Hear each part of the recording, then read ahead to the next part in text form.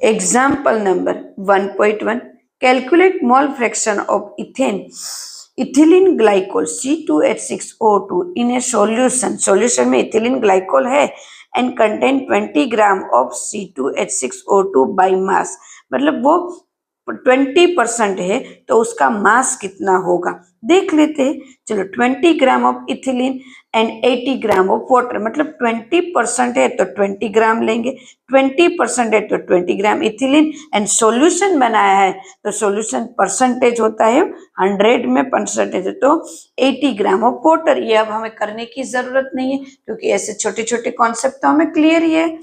Molar mass of C2H6O2 वो भी हमें आता है तो वो 62 ग्राम है, इसके 12, इसके 1 हाइड्रोजन के और ऑक्सीजन के 2, ऑक्सीजन के 16 एटॉमिक मास है तो उनका मिला 62 ग्राम्स।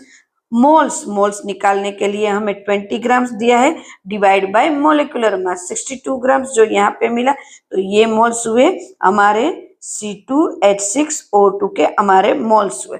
देन उसके बाद हमारे मोल्स हुए वाटर के, तो वाटर के मोल्स निकालने के लिए 80 ग्राम वाटर है तो 4.80 ग्राम्स वाटर लिया एंड मोलिकुलर मास है 18 तो हमारा मोल्स कितना मिला, इतना मिला, बराबर है।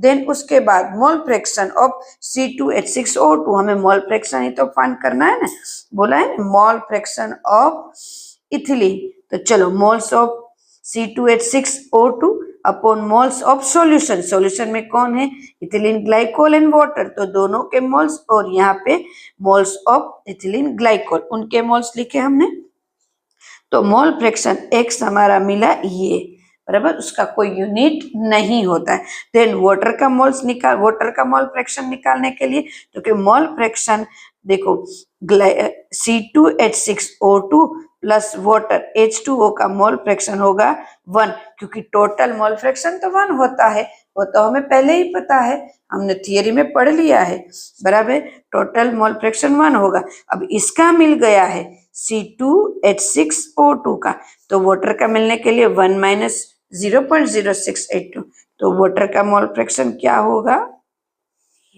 कितना इजी क्वेश्चन था।